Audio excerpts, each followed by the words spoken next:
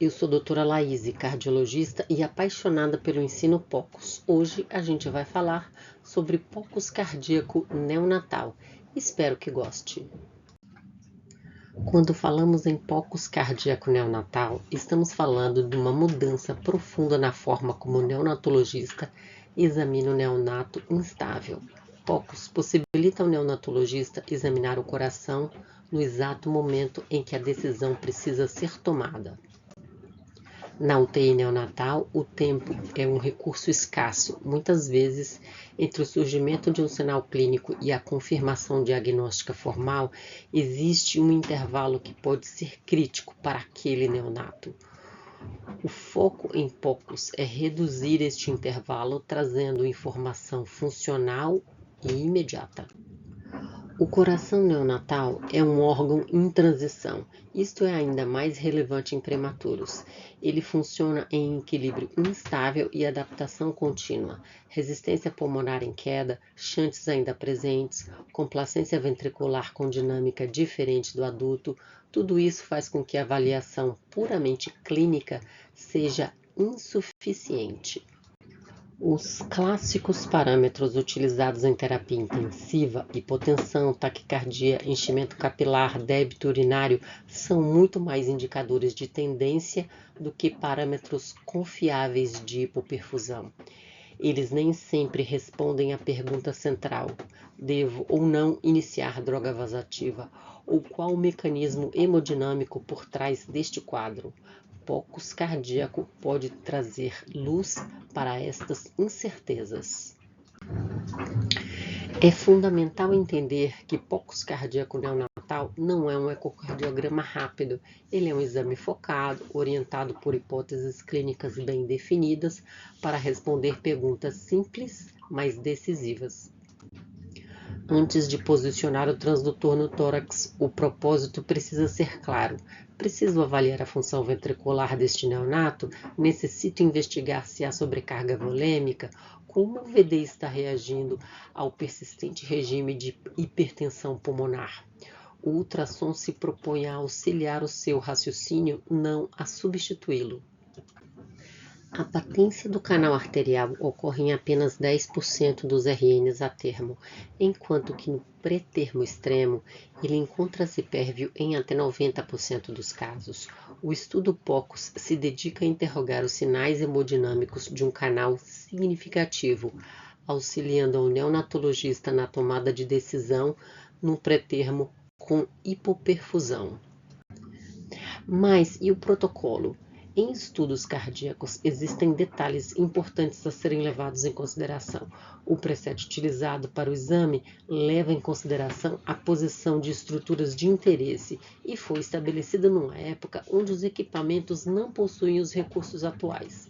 Nesta época, os pioneiros em eco definiram que a orientação do probe deveria seguir a anatomia da imagem, conforme demonstrado nesta ilustração. Consequentemente, o marcador de imagem aponta para a base do coração.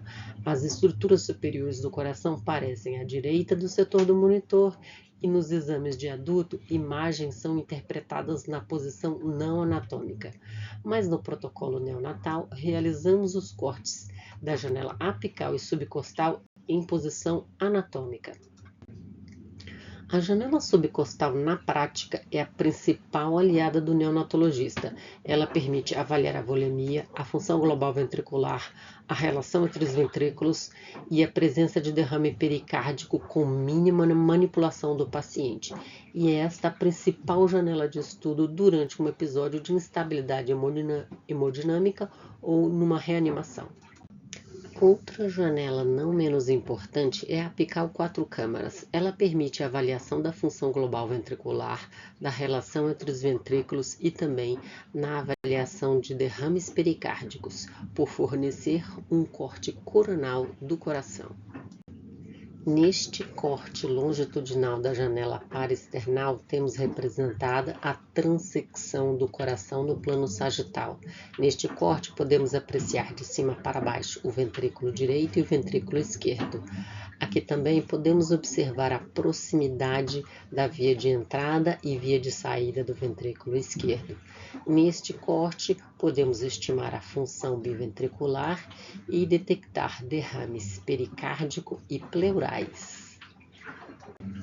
Numa avaliação da função ventricular, o olhar deve ser qualitativo. O foco não está em números absolutos, mas na contratilidade global, na sincronia do movimento e nas respostas ao tratamento ao longo do tempo. O ventrículo direito merece atenção especial. Seu tamanho relativo, sua contratilidade e o comportamento do septo interventricular fornecem pistas valiosas sobre a pressão pulmonar e a interdependência ventricular. A presença de deslocamento septal, por exemplo, ela pode indicar uma sobrecarga de pressão no ventrículo direito, algo extremamente relevante em neonatos com desconforto respiratório grave. Outro ponto crítico é o reconhecimento do derrame pericárdico. Mesmo pequenos volumes, eles podem ter um impacto significativo no neonatal, especialmente em contextos de sepse ou após procedimentos invasivos. A avaliação da volemia no neonato exige cautela. Nenhum parâmetro isolado ele é confiável. O valor de POCUS está na integração dos achados, tamanhos das cavidades, colapsabilidade da veia cava inferior, resposta clínica e contexto fisiológico. É aqui que o POCUS mostra a sua força na integração. O exame físico guiado conecta monitorização, resultado de exames laboratoriais e o seu julgamento crítico. Grandes poderes vêm com grandes responsabilidades. Habilidades POCUS não te isolam, elas fortalecem a sua comunicação com a equipe médica, colocando o paciente no centro das atenções. O ultrassom ele é seguro e é isento de efeitos biológicos. O uso consciente do método implica em mínima exposição razoavelmente possível. O famoso princípio ALARA, ele não é opcional, ele é obrigatório.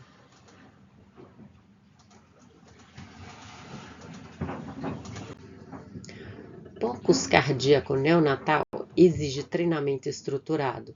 Não basta assistir às aulas, é necessário prática supervisionada, revisão de imagens e feedback contínuo.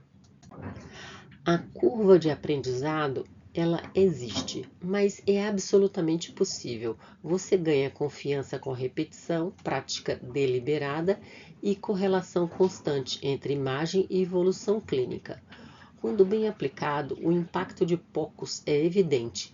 Ele melhora a qualidade da decisão, reduz atrasos terapêuticos e aumenta a segurança do cuidado neonatal.